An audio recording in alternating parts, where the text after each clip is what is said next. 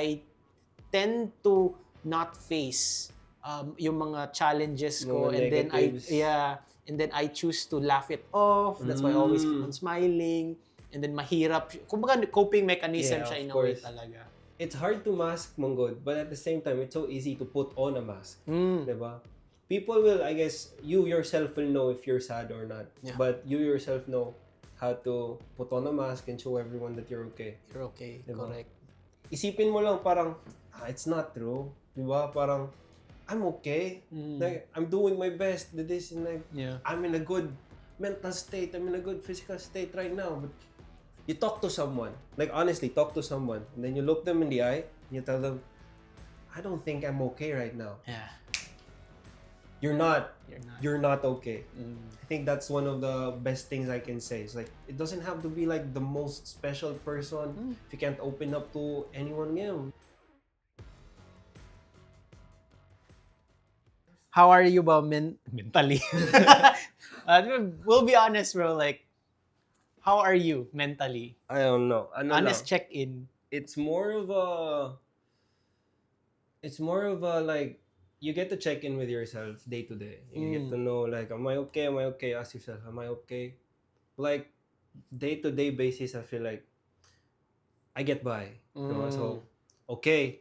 But if you see it in the bigger picture of like what you actually do day to day, what are the problems that you're facing, what are the things that you're looking forward to or dreading in the future, then you start to realize that, am I really okay? I guess I haven't really assessed my like total well-being because I've been so focused in the minute details of the day-to-day that I don't get to see that wide pa at the moment. Because like, there's some things that I need to focus on, which I have to be okay. Ano ba? Makes sense.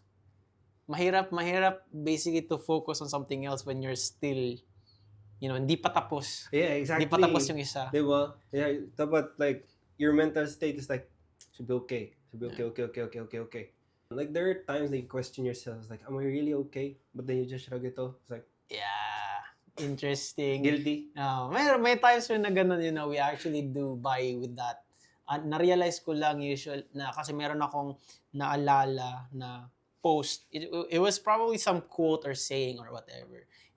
When during these times you basically feel anxiety, may anxiousness, and then usually the anxiousness is basically the feeling of you not being able to do something about it or choosing not to do something but you're supposed to do it. That's why you're anxious because you didn't do it. That's so true. Diba? I guess part of that is like a coping mechanism or like repression na lang of anxiety to stop thinking about it like at all and just focus on what you have to do just so you can do it ba? Yeah. Parang you chose a flight response rather na you fight it. Yeah. Like if you know your own capabilities, I guess, diba, parang like you're gonna lose and then instead of like having to do two things at once, and then you have to focus on one, but you also have to do the other one. Yeah. Then you lose both instead of focusing on one and you get to do one. Next na lang ang isa. Diba? That's interesting. Grabe, like that's like what? The first 3 minutes. It's the first 3 minutes or something ng episode na to, and then we're already talking a little bit deeper about our own personal stuff. There's really no, you can't butter it up. Diba? It's just that you have to head on, admit to yourself that, hey, this is what's happening. Best thing about it is that you're aware. Yeah. Kabo bro, aware kabo bro. Check-in, mental check-in. mental check-in. Honest check-in ko sa akin naman, napaisipin ako about sa'yo, like yung like how it would actually apply to me. On a day-to-day basis, parang monotonous rin siya. Because like you're either doing the same thing over and over again and it gets tiring talaga. And then sometimes you get a little bit unsure because is it really doing anything? That's true. Pero on a bigger scheme of things, is if I were to look at where I've been, let's just say yung galing sa January up till now, August. Obviously it's a lot better kasi parang on a macro lens ba kumbaga, is that marami ko nang nagawa. That's true. Diba? No. So, pero still, you feel that meron pa ring unsureness from time to time. Di rin yun mawawala because we are human. Di naman tayo, diba, like, perfect na tao. Pero, I still opt na lang to I still opt to choose to look at the brighter side of things. Being optimistic. Optimistic ba? And of course, I have to balance it out because I have been given feedback before na I'm always I'm too hindi naman too happy but more so I tend to not face yung mga challenges ko, Mga and negatives. then I choose to laugh it off. That's why I always keep on smiling. And then mahirap, kumbaga coping mechanism siya in a way talaga. Because, stormy. Of Stormy course, talaga. diba? It's hard to mask Monggod, but at the same time, it's so easy to put on a mask. Diba? People will, I guess, you yourself will know if you're sad or not. Yeah. But you yourself know how to put on a mask and show everyone that you're okay. You're okay, Diba? correct. And it's not that you need to, but it's because you have to. And it's not more for yourself, but for everyone. Yeah. Diba? I guess, from my own experience, diba, sitting in a room alone, you would not have to show anybody that you're okay. But you can be truly honest with yourself. But the moment that people around you are involved with your life, parang you can't bring them down with you ba? Diba? You yourself, I feel like you yourself as a human, or I myself as a human, have this tendency to always have to put other people up also. We bring each other up, kumbaga ba. You don't go out of the house thinking na I'm gonna bring people down because I'm sad. Of course. Diba? You go out of the house, you have the parang, ano mo tawag dyan?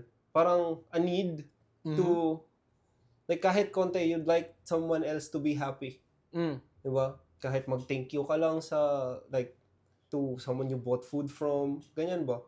You don't go out destroying other people's days, kumbaga. Hindi naman. Yeah, of course, nobody. I mean, like, man, bro, like, what kind of psychopath would you have to be? Yeah, like, thinking like that, siguro I'm more leaning into, like, being honest with yourself. Kasi nga, diba? Sabi ko kanina na parang, I guess I haven't really assessed myself that deeply yet. Yeah. Pero, like, realizing that now, na, bitaw, like, oo nga, I go out of the house, I don't bring sadness. Diba? You go out of the house, you try as much as possible to be positive, to be happy, so that other people will not be affected. And I guess that also applies na to yourself na, why I can't be honest with myself, that is my point. It's like, I myself am trying to make myself happy, even if I feel like, dili man di ko happy. I'm not happy, I'm sad, but I refuse to accept that I'm sad, make myself happy instead. Like, I put on a mask for myself. Yeah. Diba? I mean, that's a tough, it's a tough feeling to feel. It's a tough situation to be in because, like you said, Kicks, no? Like, what I'm getting from there is that we're putting on a mask not because we want to, but because we need to. Yeah, we have to. Kasi there are people relying on us, or just say may mga expectations, and I feel that's why this month, typically, August, is such a tough month for a lot of people. It's a ghost month. It's a ghost month. Meh. It's a meh. Kasi nga na a lot of the pressures that you've had probably from the start of the year building up to it, and then by the mid-year, which is now, doon na usually lumalabas ba? Either yung cup mo is getting full na, and then you usually don't know what's gonna come out kasi you're not fully aware kung ano yung mga nilagay mo sa cup na yun. True.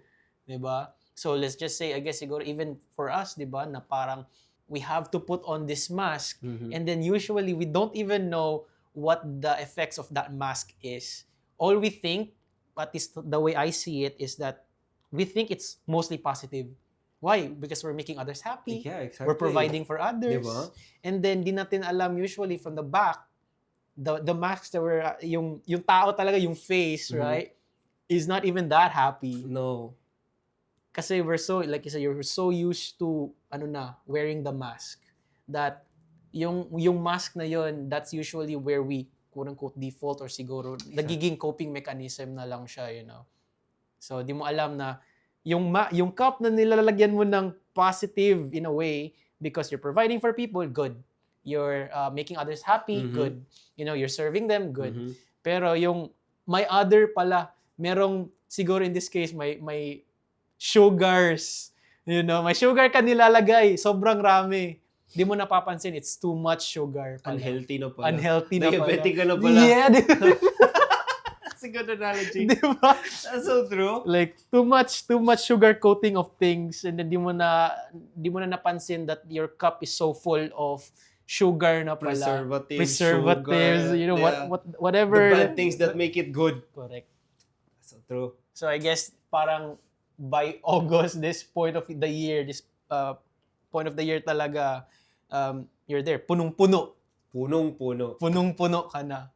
So we end up either di na kaya. Di na kaya. Exploding. Exploding, right? So what do you think? Ikaw, for you, now that you're, punong-puno na with all these preservatives, tawagin natin preservatives, what do you think you have to do to, detox? Diba? How do you get rid of that? Oh, that's a good question, bro. It's like, how do you detox yourself of the bad shit that you put in your side, Exactly. in your body, physically and even emotionally, mentally, di ba? Physically, pwede kang mag-gym. Yeah. Pwede kang mag-workout. Yeah. Diet. Easy. That's exactly what detox is, di ba? Oh. Physical. Diet, physical. Emotionally, spiritually, mentally. Iba rin. How do you do How that? do you do that? That's a good question. So the way I do it, is actually the other way around. It's actually with that. I start with the physical. Oh. So there's a concept na parang, I know how sinasabi na mindset matters. You know, how the way you think is very important. And that's actually very true. I agree with that wholeheartedly pa rin. However, merong parts rin sa katawan mo na you have to think about. So there's the mindset, and then there's also your emotional stuff, and then there's also the physical. So usually what we see is like mostly physical, right? That probably takes up around something around 3/4, so mga 40 or mga 50-something% of our body or of our total being, mostly physical. And then we have the part in which mga 40-something% is about your emotional. And then mindset is just a small part of it, apparently. So imagine mo, if you start to fix yourself with your mindset, which is such a small part of your being, how can it affect the others already? So I made the realization, I think siguro like mga 3 years or something ago pa, that I need to start something with my body first. Kasi imagine mo, like, okay, for my personal experience, I always go to the gym because I want to feel good. That's the emotion. And then when I feel good, I change something in my head. The hormones in your head. Oh, di ba? Like parang, like, okay, I feel good. Now, okay, if I feel good, maybe I keep on doing this. So ayun, parang, okay, I keep on doing it. Parang nire-reinforce nung utak ko yung physical na ginagawa ko because the physical thing is also reinforcing my emotional thing. And then it goes back to the mindset thing. It's a cycle. That's cool. So that's one practical way that I've been doing it. Physical first. Because I realized, kasi mahilig ako before talaga, I think siguro mga nung college days ako, mahilig ako mag-motivational stuff. And then I came to that part na motivation. Lagi kang nanonood ng YouTube videos about motivation, nakikinig ka ng mga speakers, nagbabasa ka about motivation, success, all that stuff. Pero wala namang nangyayari. It's just motivation. Motivated ka to do what exactly? Exactly. Diba? I don't know what the hell that is. So, doon na lumabas yung concept na you do it the other way around. Yun sa akin. That's cool. Very interesting. Interesting yan. Because people usually say na before you have to work out, before you make yourself look better, you have to think better, you have to, di ba? Dapat ang mindset mo, ganito, mindset. Yeah. But if you just start putting on the, di ba? Baliktad din pala. Pwede din pala ganun. Pwede baliktad. Oh. Because I feel like there are people who can actually do that, in which they think first. Maybe, I don't know, man. Maybe there's some rare people out there who actually do that. Kasi those, I feel like, will work to some in some parts of your life rin talaga na you have to start thinking first before you actually do it. Of course. Kaya nga yung concept na be, do, have eh. Diba? You have to be that person first, and then in order to do it so that you can have something. Diba? That works. Pero merong parts, feel ko lang sa yung life talaga na you would have to actually do something first so that your body follows and then your mind follows. So yun yung sa'yo? Yun yung sa akin. Pero ginagamit ko pa rin yung be, do, have na concept because it's I would say siguro majority ng things that we actually want to do in life are just be, do, have stuff. Pero there will be cases in which you have to move your body talaga. That's true. Siguro another like if there's any physics people out there, you know, like a body in motion stays in motion. Imagine mo like if you're not doing anything, right? And then ang gusto mong mangyari is like you actually want to get there. Yeah, but you're not doing anything. But you're not doing anything. So you have to move, bro. You have to move, bro. Damn. Diba? Grabe ba? Realizations, bro. Yeah, when like yun lang naman is like I feel like those are some of the practical ways that I've done so far. Sa'yo, do you feel like meron kang maisip? So far, like ano lang sa'yo, Kicks, like, what have worked for you ba? It's I guess, like, honestly, bro, if you can't be honest with yourself, at least be honest with one person in your life. That's good. That's one thing I realized is like, you just have to be honest with anybody. Yeah. You just tell someone the most honest truth about how you're feeling and what you're doing or whatever's happening in your life right now. And you'll start to believe it. Yeah. You will start to think na, oh, bro, when it comes out of your mouth, because you can't, isipin mo lang parang, it's not true. Diba? Parang, I'm okay. Like, I'm doing my best. This and like, I'm in a good mental state. I'm in a good physical state right now. But you talk to someone, like honestly, talk to someone, and then you look them in the eye and you tell them, I don't think I'm okay right now. Yeah. You're not okay. I think that's one of the best things I can say. It's like, it doesn't have to be like the most special person. If you can't open up to anyone, just like, even try to type it down. Yeah. Diba? Try to type it down. Try to type what you're actually feeling and then read it. I feel like that would help also. Journaling. Have you been doing that? No, I've just been talking. Just been talking. I hate. You hate writing? Or typing? My freaking, like, what do you call it? Like, pet train peeve? of thought. Okay. Yeah? Train of thought mo. Train of thought. Like, I'm typing, it's like, I'm doing this and this and this and this and this. What was I typing again? It's so hard. I can't. Okay. Di siya mag-flow sa'yo eh. No, it's not flowing. So you find something else. Conversations though. Bro, like, voice memo. Voice memo. Try mo yan, bro. I'll try. Yeah, try mo. It helps. It helps. Oh. Listen back. Yeah. Because honestly, like I think this is also another practical way for you to also help you with your slump, siguro. It's like journaling. I have been journaling for the past week. Ooh. How was it? So far, so good actually. Kasi parang nare-realize ko what I've done, number one. Number two, how I've felt. And number three, what could be better. You know, kasi like, we're so fast-paced nowadays, unfortunately, na parang the day just goes by and then you don't even know what you've done anymore. Oh, bro. That's so true. And then because of that, since you don't know what you've done before, you don't know how to move forward in a way. Kasi like, this is where it actually parang, it also goes off dun sa sabi mo na just saying it to someone kung na you're not okay, that's totally fine because it's real. It's real for you. Yeah.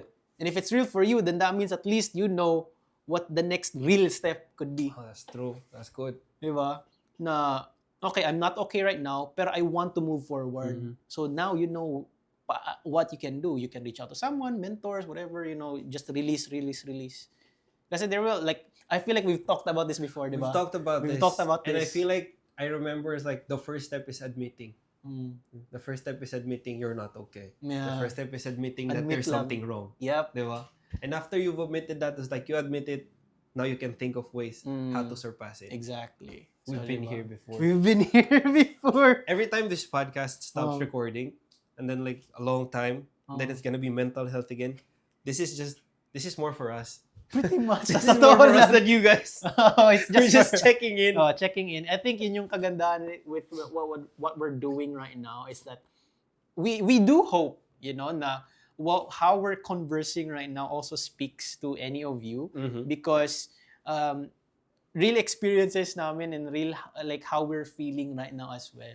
It's some, especially with our work, it's mostly just virtual. So we have to make the conscious and intentional effort to go out and talk to people, because that's the only way we can release. Alam nga naman, mag-release kami all the time video games. It's okay, pero not often. That's true. I mean, ito rin. Yes, we can also dump on our partners, but they can only handle so much, okay? Of course. So, we being able to do these recordings, mga podcasts namin, mga episodes, and it's just us talking, dumping on you guys. Dumping on you guys. At least mas marami kayong tatanggap. I know, right? Spread out ba? Delegate natin yung dumping namin sa inyo. That's true. Pero yun, it's real. Totoo It's yun. real. Admitting it where you are right now, how you're feeling, and then after it, just have that intention na gusto mo maging okay. Because if gusto mo talagang maging okay, magiging okay ka. There's that saying, if the intention is clear, the mechanism will appear. If you set your intentions clear, the mechanism will appear. Yes. God damn. Dami na kayong quotes. Marami na. Pwede na guys. Pwede na. Kota na kami. Okay. Bye. Joke lang. Diba? So, that's true, like, I feel like, for example, tanungin kita, bro, like, assess tayo rin, in a way. Assess tayo. Like, do you have any goals that you've set in the first month of the year na on track ka pa rin ngayon? And what were some of those goals na you feel like hindi mo na keep up?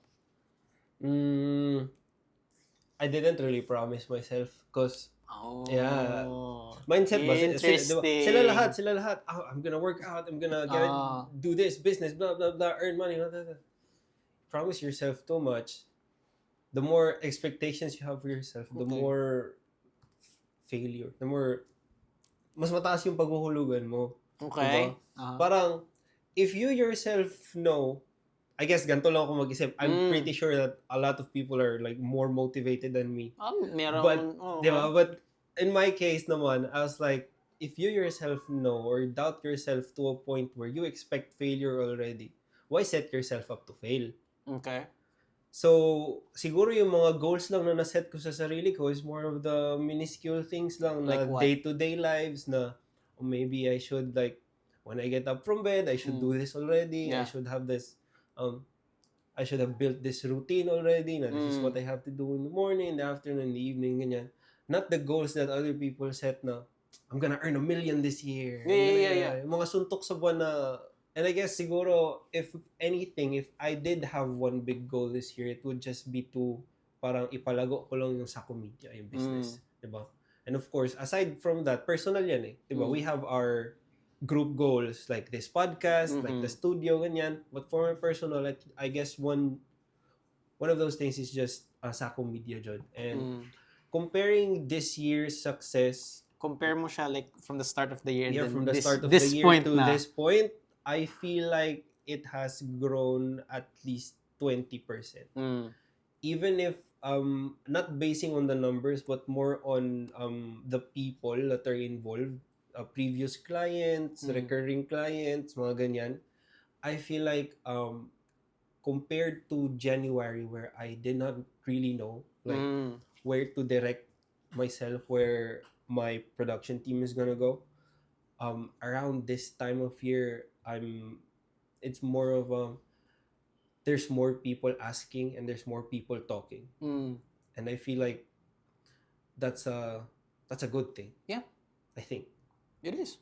Because Do you think? Yeah, because people assume that more clients, more money, more this and that and blah blah blah blah blah. That's success to them. That's a goal that's been achieved.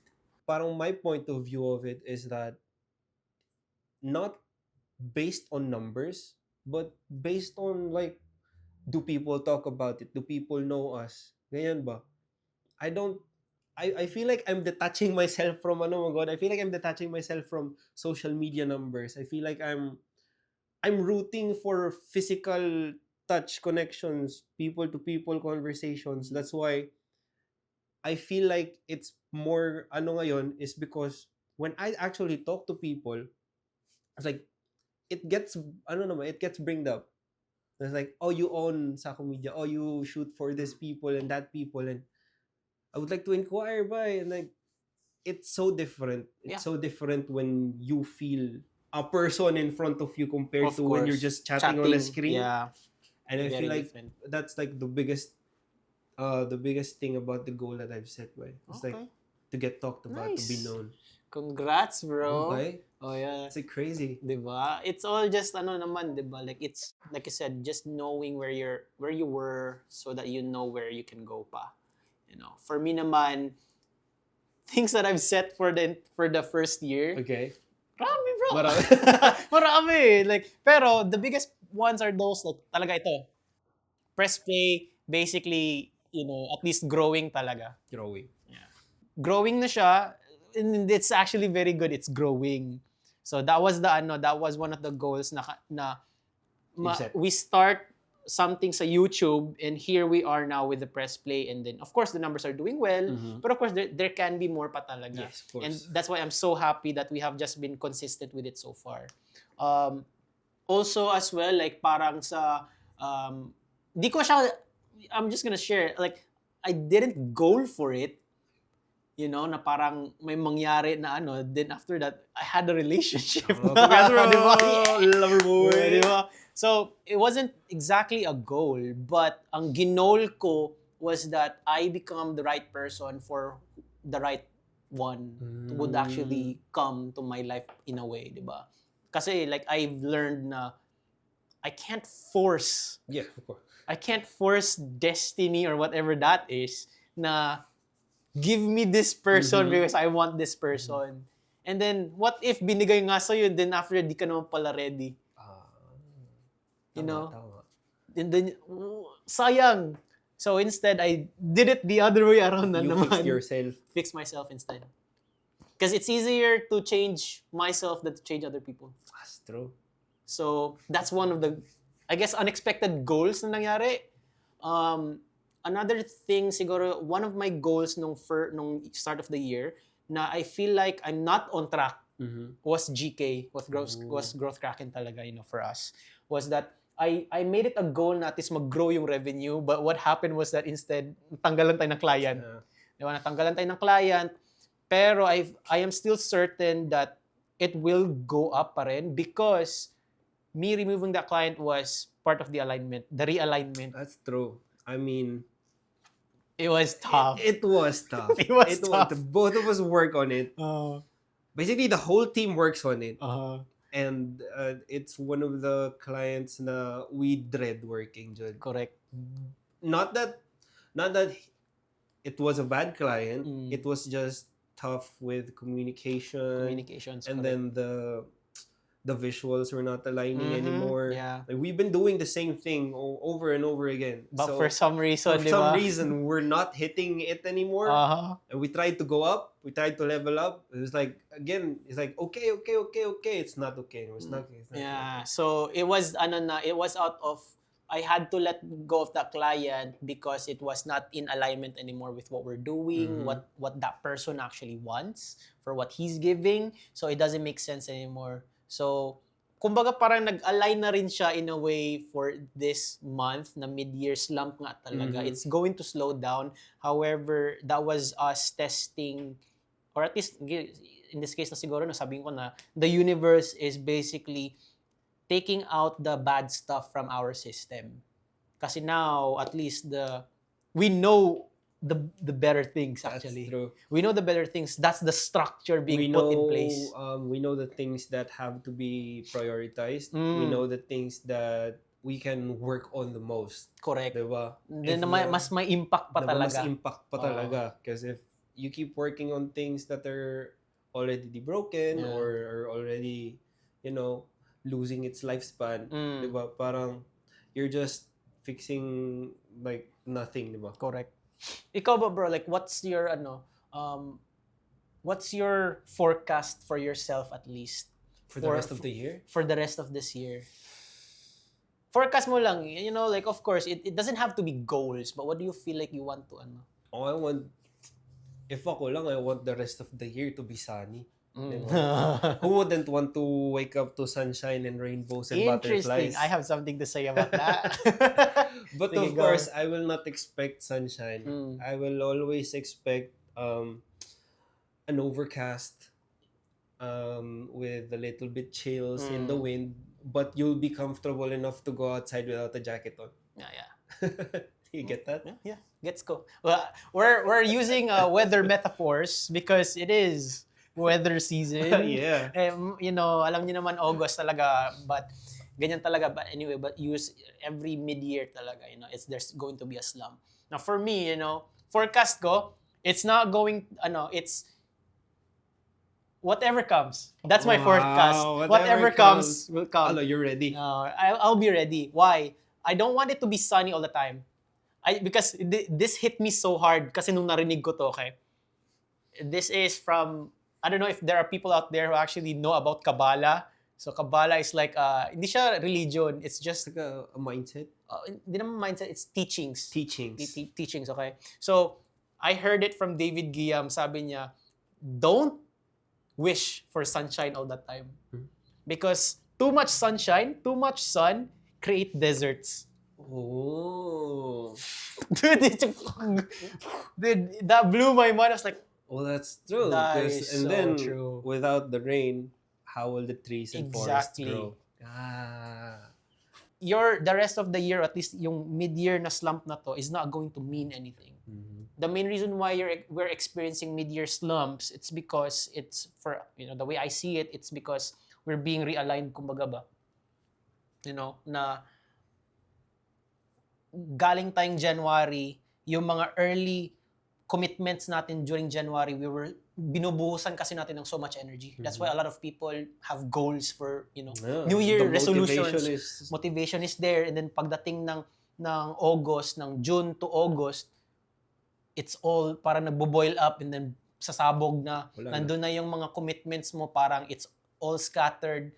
You'll start feeling the burnout kasi you've put so much energy in those first few months of the year. So that's why I don't expect, or at least hindi ako mag-wish ng sunshine all the time. But what I will wish and forecast ko is that I will be strong enough to go through the entire thing. That's great. Yeah. That's great. At least any weather lang. Weather lang. Diba? Perfect, man. I love that. What are you taking away, bro? Siguro ako, I was really, I'm gonna put in my mind two things that you've said. The first one is, yung intentions. Yeah. And then, set clear intentions. If the intention is clear, the mechanism will appear. That's true. Because I feel like I do not have like strong intentions in my day-to-day, kumbaga. Yeah. I feel like I'm a what comes may person, but I will be trying to set clear intentions, and maybe, diba? Yeah. The mechanisms will appear. And of course, I'm gonna take the second quote ni sinabi mo. Yung sunshine. Like, the sunshine. That hit me. It's like, alright, you can't always have sunshine. Yeah. Because then, everything's gonna be dry. Utak mo dry, spirit mo dry. Yeah. Diba? That's great. Yeah. And that's also very, what I loved about that is that yung sa intention mismo. Like, it doesn't, and then for anyone who's watching this, intention doesn't have to be all about the bigger things. It can even just be the smaller things, Kunyari, yung sinabi mo, going back dun sa first mo sa year, diba na, sabi mo, you didn't really have like big goals, but you were more so focused on the smaller things. And that's already intention. That's intention na, okay, na starting this year, I'll wake up early. I'll fix the bed, or maybe in this case na naman, I'll do my work in the morning. I'll have a block of, parang ganun. Yeah. Those are very clear intentions. Kasi it's so clear na, ito yung gagawin ko. Yeah. Or, ito yung gagawin ko on this day pa talaga. That's true. So, yun yung talaga. That's why I feel like I'm rooting for you, bro. Especially now that you've learned that concept about intention. Maybe lang siya. Like, unconsciously intentioning things. Yeah. But now that, parang, you're consciously putting the intent in it, Yes. I feel like that's gonna be a big difference. Amen. Yeah. Amen. Ikaw, bro. Amen. Sa akin naman, what I really took was that yung sabi mo rin about admitting the feeling na it's okay not to be okay talaga. It's okay not to be You know, okay. Not knowing na ito yung what you're feeling is going to actually help you propel to where you want to go. Na okay, I'm not okay right now, but it's okay. I'm feeling discomfort, I'm feeling disappointed, I'm feeling angry, pero that's okay. That's okay. Kasi now you're aware na yun pala yung nararamdaman mo on that scenario. Yeah, and then, but you can assess yourself and tell you that, hey, pat yourself on the back. Pat It's yourself okay. up. Diba? Hello, Give hello. yourself a break. Diba? Then from there, you know now, by the next time that thing triggers you, that thing happens to you, or that scenario, you know how to respond properly. Hindi lang yung parang react ka ng react. You know, for example, yeah, we're talking about mid-year slump. Why everything feels so burnt out, everything feels so slow, tiring, sluggish, parang nakakatamad basically. You know, nakakatamad this midpoint of the year. Now, you know why that is. It could technically be just physical, it could be emotional, maybe even spiritual. Like I said, physical, let's talk about physical. It's because literally it's bagyo season. Yeah. You know, talking about like, you know, yung sa recent lang na bagyo, di ba? We know, of course, we are in solidarity with all the people out there na natamaan, apektuhan, because there were casualties. Meron yung mga people who were affected talaga, na displaced sila sa bahay nila. And because of those, physically, you know, yung season talaga ngayon, nakakainis. Yes. Nakakainis. Like, it doesn't put you in the right mood talaga. Super. You know, especially pag hindi ka aware how all of these things are. Yep. Nagre-react ka lang eh. So that's why na parang importante to know that, okay, this is how I feel right now. Let me try to understand what it is. Why do I react that way? And then you'll be able to move forward ba? Kumbaga, like, okay, who can I talk to about this? Maybe they know something else, di ba? Nice. I love the conversation, bro. At least ako nakayaw-yaw ba, no? Pero sila, kayo, di ba? How are you feeling? Yes. Diba? If no one asks you yet, how are you feeling? Are you okay? And it's okay not to be okay. It is totally fine. Just sit through the discomfort, I would say. Kasi the more that you become comfortable with the discomfort is you become more aware of how you can respond to it properly. Hindi lang yung para magre-react ka na, may nag-cut off sa'yo. Then, you're gonna start shouting off kung gaano kagaling yung mother nila, you know? Or all the beautiful words. Beautiful words. Diba? At least you know na, okay. Diba? Then just move on to your Yeah, diba? So that's pretty much how we keep on pressing play, diba? Exactly. Walang press play moment there. Press play moment. Kasi we're still playing. We never paused. We haven't really paused, you know? It's slowed down in a way. That's it. Slowed down, but it's still playing. But it's still playing. That's our press play moment. If there's anything out there, how we're gonna be ending this, it's that we just keep on pressing play. We keep on pressing play kasi like, di namin alam. Bro, like we don't know what the hell's gonna happen the next couple of months. Diba? But we still watch. We're still there. Not watch, by the way. Let me reword. We're not watching. We're still pressing play. And then also being active talaga on that. Being able to just assess where you are, but still keep on pressing play. Because if you decide to just stop right away, the world doesn't stop for you kasi. That's true. Maiwan ka. You know. Pero yun. What's your press play moment from this episode? Comment down below. Subscribe, share this video. And of course, until next time, keep pressing play.